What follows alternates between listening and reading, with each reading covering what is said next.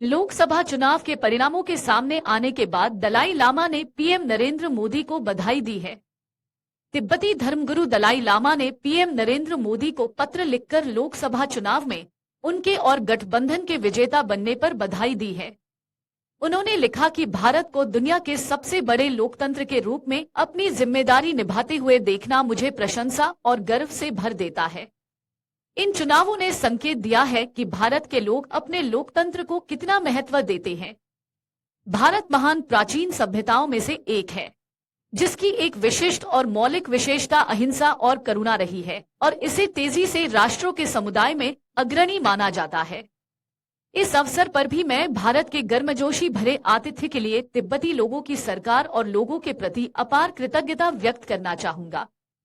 यह भारत की हमारे प्रति निरंतर उदारता और दयालुता के कारण है कि हम निर्वासन में शांति और स्वतंत्रता में अपनी प्राचीन सांस्कृतिक विरासत को संरक्षित करने में सक्षम हैं।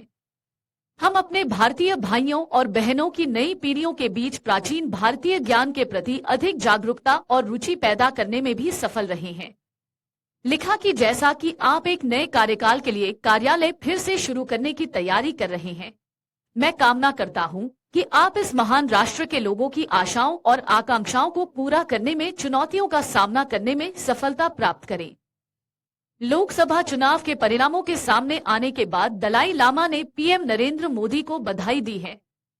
तिब्बती धर्मगुरु दलाई लामा ने पीएम नरेंद्र मोदी को पत्र लिखकर लोकसभा चुनाव में उनके और गठबंधन के विजेता बनने पर बधाई दी है। उन्होंने लिखा कि भारत को दुनिया के सबसे बड़े लोकतंत्र के रूप में अपनी जिम्मेदारी निभाते हुए देखना मुझे प्रशंसा और गर्व से भर देता है। इन चुनावों ने संकेत दिया है कि भारत के लोग अपने लोकतंत्र को कितना महत्व देते हैं।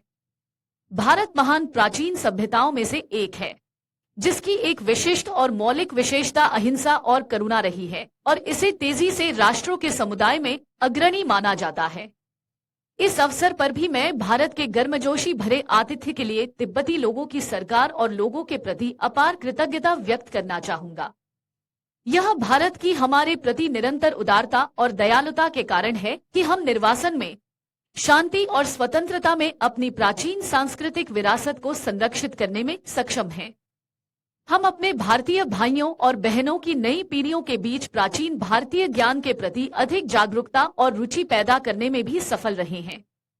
लिखा कि जैसा कि आप एक नए कार्यकाल के लिए कार्यालय फिर से शुरू करने की तैयारी कर रहे हैं, मैं कामना करता हूं कि आप इस महान राष्ट्र के लोगों की आशाओं और आकांक्षाओं को पूरा करने में चुनौतियों का सामना करने में सफलता प्राप्त करें। अगर आप ये वीडियो YouTube पर देख रहे हैं तो हमारे चैनल को सब्सक्राइब करें और बेल आइकन को दबाना ना भूलें। अगर आप Facebook पर ये वीडियो देख रहे हैं तो हमारे पेज को लाइक करें।